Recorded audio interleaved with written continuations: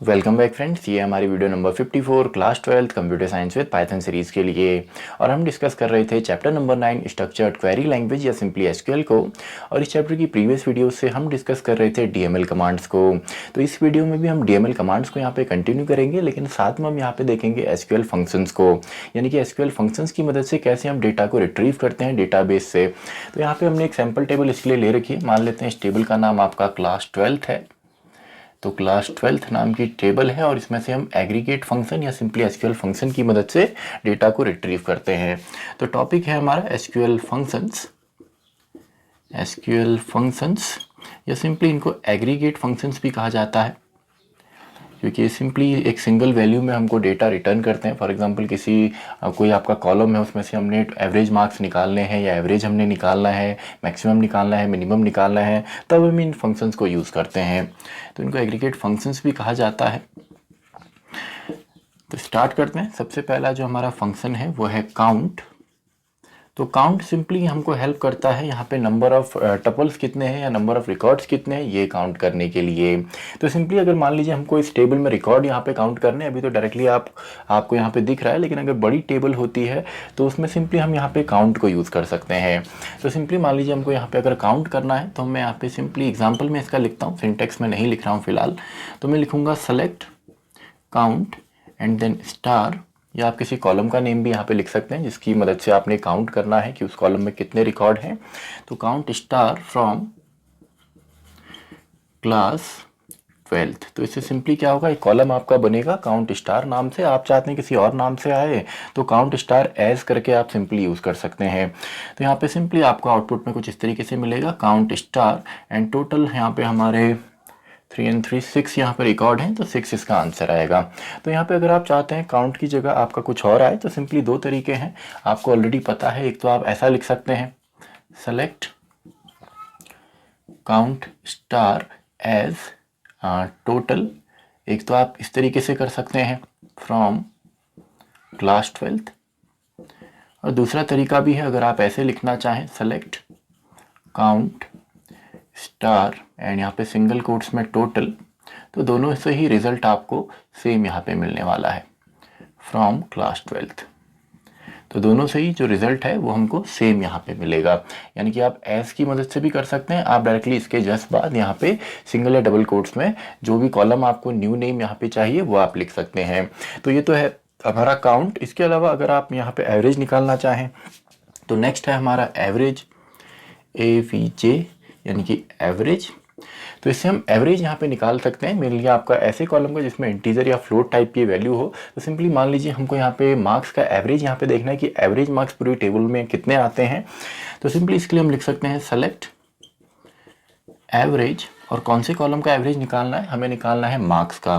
तो average of marks as average, इसको complete हम लिख लेते हैं, एवरेज फ्रॉम क्लास 12। तो इससे क्या होगा, आपके एवरेज जो मार्क्स हैं वो आपको मिलेंगे, कॉलम आपको मिलेगा एवरेज नाम से, जिसमें सिंपली आप यहाँ पे इसका एवरेज आपको मिलेगा। तो इसका एवरेज आई डोंट नो कितना आएगा, आप इसको कैलकुलेट करें, आपको डायरेक्टली रिजल्ट यहाँ पे मिलने वाला है। इसी तरीके से नेक्स्ट है, अगर हमको सम यहाँ पे निकालना है, एडअप अगर सभी को करना है, तो नेक्स्ट है हमारा सम फंक्शन। तो इसको हम कैसे यहाँ पे क्रिएट करेंगे, सेलेक्ट सम मार्क्स का फ्रॉम क्लास 12 जो आपका टेबल नेम है। तो कॉलम आपको मिलने वाला है सम मार्क्स, जिसमें सिंपली आपको इन सब का सम यहाँ पे मिलेगा। तो सिंपल सी इस तरीके की आपको यहाँ पे रिजल्ट मिलता है। इसी तरीके से आप यहाँ पे मिनिमम निकाल सकते हैं, मैक्सिमम आप निकाल सकते हैं। तो दोनों को मैं साथ ही में यहाँ पे लिखता हूँ। नेक्स्ट है हमारा मैक्स या सिंपली मिनिमम, जो कि सिंपली आपका मैक्सिमम एंड मिनिमम निकालने में हेल्प करता है। तो इसके लिए मैं लिखता हूँ टेबल के लिए सेलेक्ट मैक्स मार्क्स, यानी कि मैक्सिमम मार्क्स कितने हैं, कॉमा मिनिमम मार्क्स, तो एक ही साथ हमने यहाँ पे निकाल दिया, फ्रॉम क्लास 12। तो क्लास 12 जो टेबल है इसमें से मैक्सिमम एंड मिनिमम, तो मैक्स मार्क्स एक कॉलम ये आपको मिलेगा एंड दूसरा मिनिमम मार्क्स एक कॉलम ये आपको मिलने वाला है। तो मैक्सिमम मार्क्स यहाँ पे कितने हैं, मैक्सिमम मार्क्स हैं यहाँ पे 95 एंड मिनिमम है 75। तो मैक्सिमम 95 मिलेगा एंड मिनिमम 75 मिलेगा। तो ये तो हमारे कुछ बेसिक एग्रीगेट फंक्शन है। इसके अलावा आपके और भी हैं, जैसे कॉन्कैटिनेट है, जैसे आप दो यहाँ पे जो आपके कॉलम उनको आप ऐड अप कर सकते हैं। फॉर एग्जांपल अगर मैं एग्जांपल से समझाऊं, मैंने लिखा सेलेक्ट कॉन्कैट, आपका मैंने कहा मुझे सब्जेक्ट को यहाँ पे ऐड अप करना है, subject comma marks from class 12th। तो इससे सिंपली आपको एग्रीगेट फॉर्म में यहाँ पे मिलता है, यानी कि ये तो आपकी यहाँ पे हेडिंग होगी कॉन्कैटिनेट सब्जेक्ट कॉमा मार्क्स, और इसमें मिलेगा क्या, सब्जेक्ट है आपका कंप्यूटर एंड मार्क्स इसी कॉलम में आपके हैं 95। तो कंप्यूटर 95, उसी तरीके से आपको हिंदी 85 इस तरीके से मिलेगा। यानी कि आप कॉन्कैटिनेट यहाँ पे कर सकते हैं। आप चाहें तो कांस्टेंट स्ट्रिंग भी दे सकते हैं, यानी कि सब्जेक्ट और मार्क्स के बीच में कॉमा करके आप यहाँ पे लिखें मार्क्स, तो मार्क्स आपका एज इट इज़ यहाँ पे लिखा हुआ आएगा, देन आप कॉमा के बाद दोबारा मार्क्स लिख सकते हैं, यानी कि टेबल का नाम। तो कंप्यूटर मार्क्स 95 इस तरीके से लिखा हुआ आता है। इसके अलावा और भी आपके हैं, जैसे आपने अपर केस में कन्वर्ट करना है, लोअर केस में कन्वर्ट करना है, तो वो भी आप कर सकते हैं। फॉर एग्जाम्पल सेलेक्ट मैंने लिखा, सेलेक्ट अपर केस में हमें चाहिए, मान लीजिए हमारे जो नेम्स हैं, अपर नेम्स फ्रॉम क्लास 12th।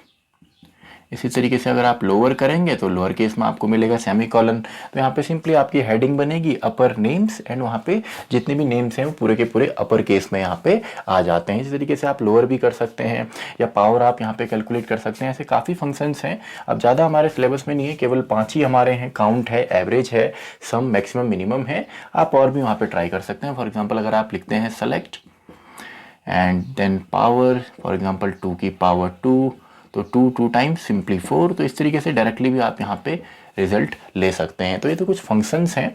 अब यहाँ पे अगर आपको यहाँ पे ग्रुपिंग करनी हो तो यहाँ पे हम ग्रुप बाय क्लॉज का यूज़ करते हैं। अब ग्रुप बाय में क्या होता है, आप अलग अलग यहाँ पे जो आपके कॉमन है या डिस्टिंक्ट जो आपके वर्ड्स हैं उनकी मदद से आप सिंपली ग्रुपिंग यहाँ पे कर सकते हैं। फॉर एग्जांपल मैंने कहा सब्जेक्ट के बेस पे हम यहाँ पे ग्रुपिंग कर सकते हैं, सिटी यहाँ पे अलग अलग है तो सिटी के बेसिस पे हम ग्रुपिंग कर सकते हैं। फॉर एग्जाम्पल अगर हमको यहाँ पे ग्रुप करना हो और काउंट करना हो कि एक सब्जेक्ट में आपके कितने स्टूडेंट्स हैं या हर एक सब्जेक्ट में कितने स्टूडेंट है, तो इसको हम ग्रुप बाय से यहाँ पे कर सकते हैं। तो इसके साथ हम यहाँ पे एग्रीगेट फंक्शन को भी यूज़ करेंगे। अभी तो आप डायरेक्टली काउंट कर सकते हैं, लेकिन अगर टेबल आपका काफ़ी बड़ी है, डेटाबेस काफ़ी बड़ा होता है एक्चुअल में, तो वहाँ पे आपका इन फंक्शंस को हम यूज़ करते हैं। तो ग्रुप बाय क्लॉज जो आपका है, नेक्स्ट है आपका ग्रुप बाय। तो इसकी मदद से सिंपली हम ग्रुपिंग यहाँ पे कर सकते हैं। तो सिंपली इसका मैं सिंटेक्स नहीं लिख रहा हूँ, डायरेक्टली एग्जांपल से हम समझेंगे। और मान लीजिए हमको यहाँ पे ग्रुप करना है सब्जेक्ट के बेस पे, तो इसके लिए सिंपली हम लिखते हैं सेलेक्ट, एक तो सबसे पहले आपका सब्जेक्ट का कॉलम बना हुआ है, कॉमा आपका यहाँ पे मान लेते हैं टोटल नंबर ऑफ स्टूडेंट हमें चाहिए कि एक सब्जेक्ट में कितने हैं, तो हमें यहाँ पे काउंट करना होगा। तो डायरेक्टली हम काउंट कर लेते हैं, count star from class 12th। तो ये मैंने लिखा, तो 2 कॉलम यहाँ पे बनेंगे, सब्जेक्ट एंड काउंट स्टार, यानी कि काउंट हम कर रहे हैं फ्रॉम क्लास 12th। ग्रुप हमने किसके बेसिस पे बनाना है, सब्जेक्ट के बेस पे। तो सिंपली इसका जो रिजल्ट मिलेगा वो हमें यहाँ पे मिलेगा सब्जेक्ट, एक तो सब्जेक्ट हमें मिलने वाला है और एक काउंट स्टार मिलने वाला है, यानी कि हम सभी को काउंट कर रहे हैं।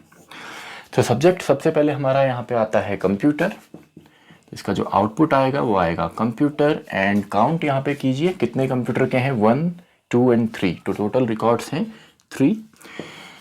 नेक्स्ट हमारा है हिंदी, तो हिंदी में 2 यहाँ पे रिकॉर्ड्स हैं, तो हिंदी रिकॉर्ड्स हैं 2।